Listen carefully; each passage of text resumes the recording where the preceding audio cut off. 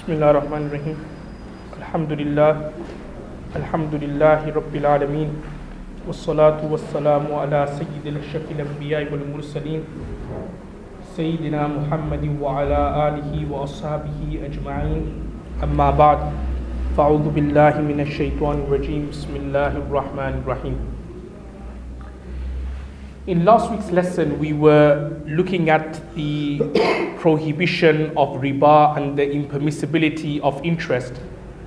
And I also touched on some modern day interest-based financial transaction. And I said that whether they are permissible or not according to the laws of the Sharia. So these were touched on and looked at in last week's lesson. Now in this week's lesson, we are going to look at another subject which is similar to a certain extent to interest, but it has different rulings to what we have mentioned thus far. And this particular topic or subject in Arabic is known as Bay'us Sarf, which in English means currency trading, and the rules and the regulations the Sharia stipulates when it comes to exchanging gold for gold or one country's currency for the other. So what are the rules, what are the rulings and the regulation we should keep in mind when it comes to such transactions? Now, as I've been saying, that the Arabic word to explain currency trading or currency exchange is called sarf. And Islamically speaking, according to Imam Abu Hanifa rahmatullah alayh, Bay'us Sarf or Sarf is a transaction where there is an exchange of one monetary form for another. So there is an exchange, a mubadala of one monetary form for another. And there are two categories of Bay'us Sarf. It could be either the exchanging of one monetary form for another. It could be the genus are the same and the quality or the make is also the same as well. So an example of that will be gold in exchange for gold. So gold in exchange for gold, the jins, that's the same. And also the make and the quality is the same in terms of it's gold on this side and gold on the other. What I mean by the jins is the same in terms of gold is something which you sell via weight, and similarly gold on this side you also sell via weight as well. So that's what I mean by when the jins is the same. And what I mean by the quality or the make is the same in terms of there's gold here and there's gold there. So that's one category of Bay'us Sarf. And the second category of Bay'us Sarf is the exchange of gold for silver. So gold on this side and silver here. But that is an example of when the jins is the same but not the make. Because gold is something which is sold through weight, and also silver on this side is something which is sold via weight or through weight. So you have gold here, silver here. The jins is the same, but the quality or the make is different in terms of gold on this side, silver on the other. So basically the conclusion is that Bay'us Sarf is the exchange of one monetary form for another, and it has two main categories. It's the exchanging of gold for gold or silver for silver, or gold for silver or silver for gold, vice versa. And regarding the first category, there are two main conditions. For that exchange of gold for gold or silver for silver to be correct and valid, there are two main conditions. And the two main conditions are, which is mentioned in the hadith. Number one, sawa'an bi sawa'in, which means that it has to be equal. So if I've got 10 gold coins, you need to exchange 10 gold coins for 10 gold coins. If there is excess on one side, like I'm giving you 10 gold coins and this brother here is giving 11 or 12, then that will be riba. That will be interest, that will be haram. So that is the first condition, that it has to be sawa'an bi sawa'in, i.e. there has to be musawat, there has to be barabari if there is excess on one side, then that would not be allowed. And the second condition, which is also very important as well, as mentioned in the hadith, is yadan biyadin, which means hand to hand, i.e. the exchange of the gold for the gold has to take place in that same gathering, in that same majlis. So just for example, me and this brother here, Abdul Rahman, we exchanging gold for gold. So not only is it necessary that it has to be equal, that I'm giving him the exact amount of gold which he is going to give to me, but another condition is that we have to do it in that same gathering. If one of us were to depart the gathering without me taking the other brother's gold, or vice versa, he departed the gathering without him taking his side of the gold, then such a transaction would not be allowed and would not be permissible. Now you may be thinking to yourself that why is it so important that it has to be in the same gathering? Why is it yadan biyadin, hand to hand, is so important? Now the reason why hand to hand and yadan biyadin is so important is because, as you all know, or as you all aware, gold prices and silver prices is something which every second, every minute it fluctuates.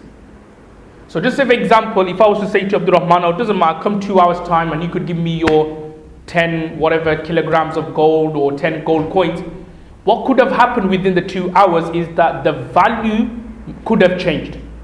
So therefore the first condition, the two conditions which needs to be found when one is exchanging gold for gold or silver for silver is that it has to be hand to hand, and number two, it has to be sawa and bi sawa'in, or it has to be equal.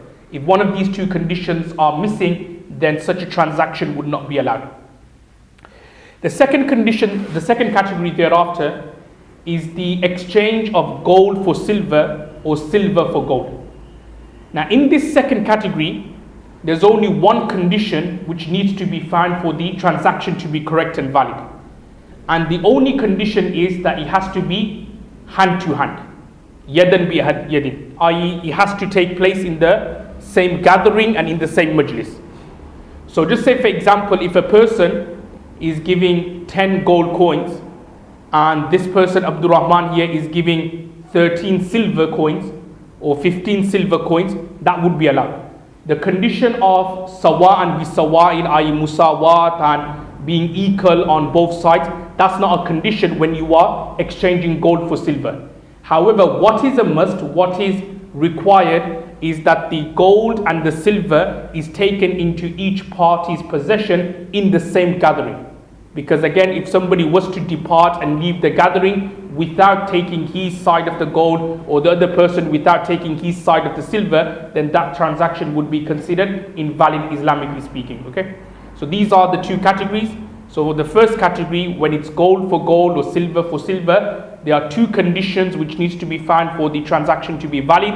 They are, number one, it has to be equal, sawa and bi sawa'in, and the second condition is it has to be yadan bi yadin, i.e. hand to hand, i.e. it has to be done in the same gathering. And for the second category of bayu sarf, where you're exchanging gold for silver or silver for gold, there's only one condition which needs to be found, and that is it has to be yadan bi yadin, hand to hand, and there's no need requirement, or there's no need for there to be equality or sawa or barabari or musawat in both sides. If say for example one is giving extra, then that would be allowed, because gold and silver, they're two different jinns, aren't they? They're two different things, two different qualities, shall I say. So therefore you can have excess on one side, that would be allowed and that would be permissible. Now this then takes me on to the main question or the main issue regarding currency trading, and how we should go about when it comes to trading in currencies, and what things should we keep in mind when it comes to such a transaction. Now before I go into detail, I'll just mention one particular point here regarding what I've just explained about bayu sarf. So what I've said regarding bayu sarf is gold for gold. So if anything is extra on one side or excess on one side, or like for example if the gold is taken into the person's possession 1 or 2 hours after, 1 or 2 days later, then that would be something impermissible. Now when we look at the classical scholars, They have said that the Bayu Sarf transaction or trading in currencies is only applicable, i.e. the rules which are mentioned, is only applicable if it's gold and silver. I.e. if there is a direct dealing of gold and silver, then the rules of Sarf, Bayu Sarf apply. However, if someone is exchanging, say, notes, like paper notes, for paper notes, then the rules of Bayu Sarf would not apply. Okay, so that's why when you look at the classical scholars, because obviously, you know, paper notes, initially it was considered to be more like a receipt or a certificate that you've got. Say if you got £20 note, it was actually considered to be a receipt or a certificate that you've got gold equivalent to the £20 note. So basically you got £20 worth of gold. That's what it meant. So it wasn't actually gold itself, but it was considered to be a receipt that it's yours. It's like, say, for example, when you go to Argos and you get a receipt and then you go to the customer or to the collection point. So that's why it's just like a collection. It's like a receipt that, okay, you are worthy of £20 worth of gold, or you are worthy of £10 worth of gold. But the actual £10 note or the actual £20 note, it didn't signify, it didn't have any value. It didn't have any value, just like a piece of paper.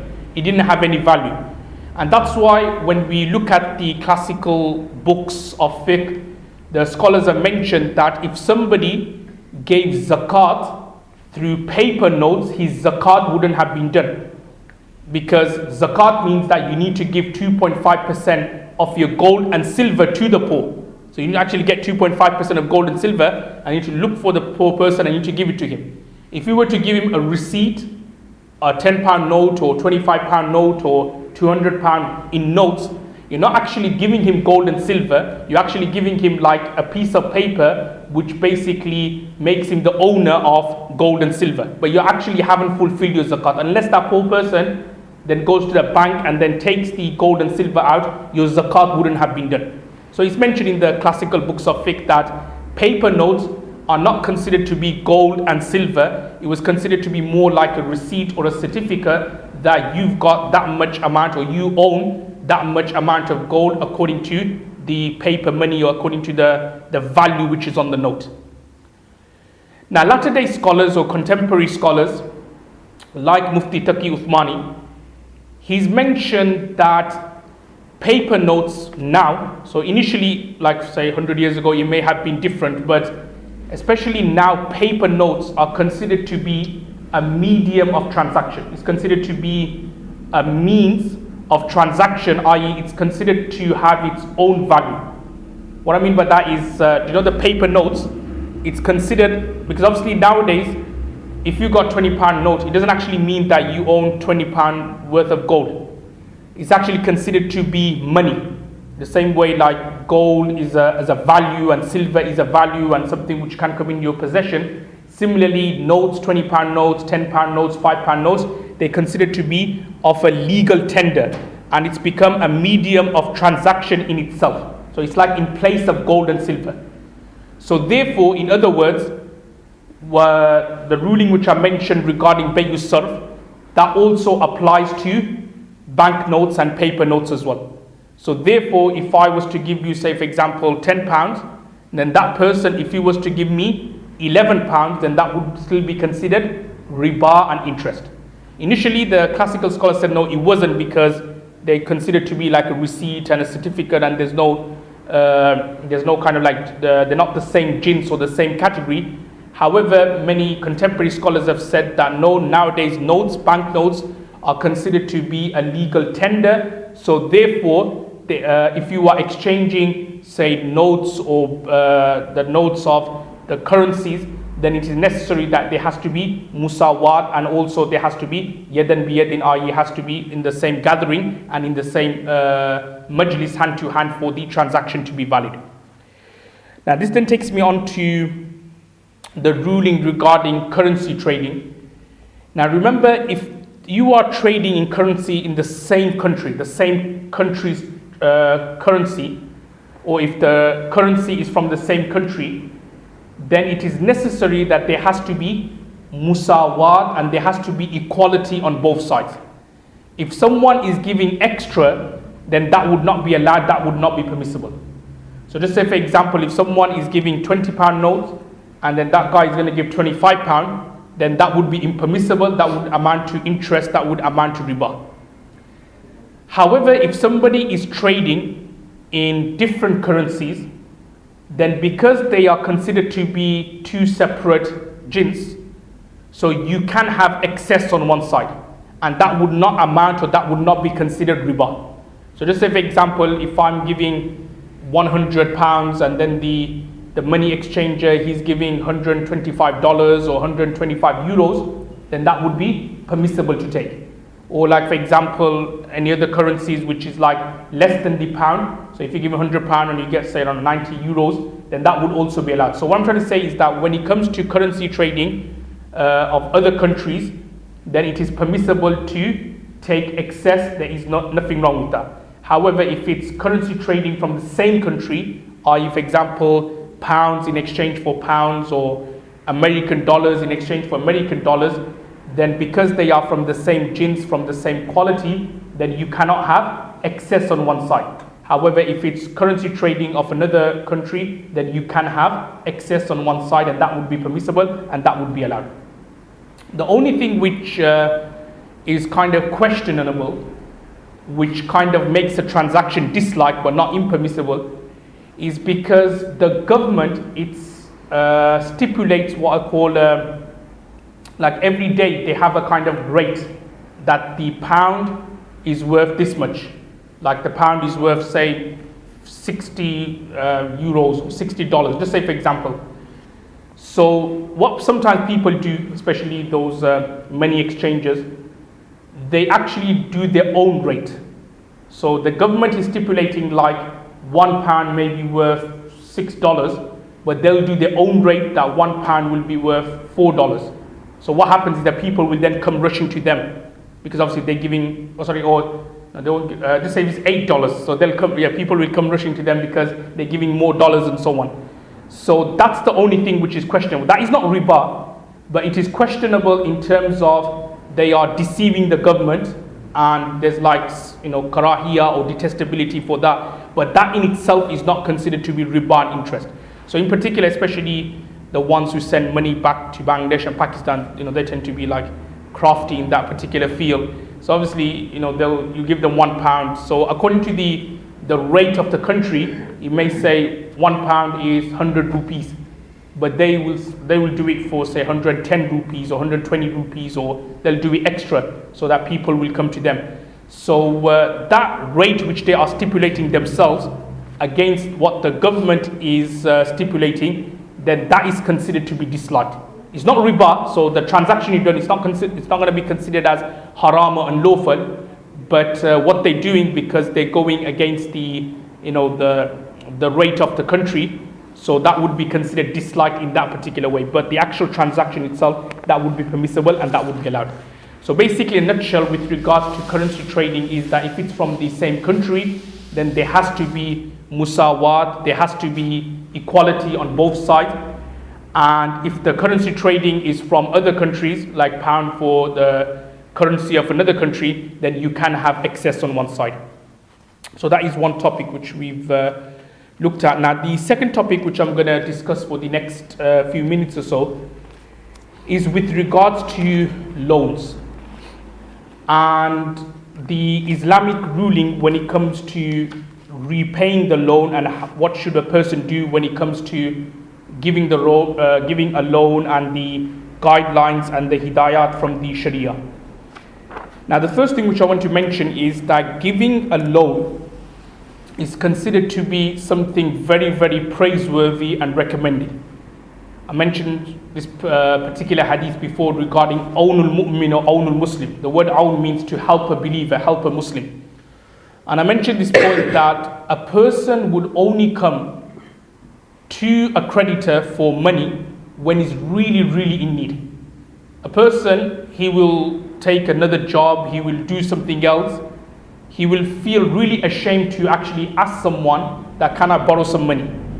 But when a person has come to you and he's desperately in need and he's asking for money, So the Sharia says that you should now ease that person's difficulty, you should ease that person's hardship.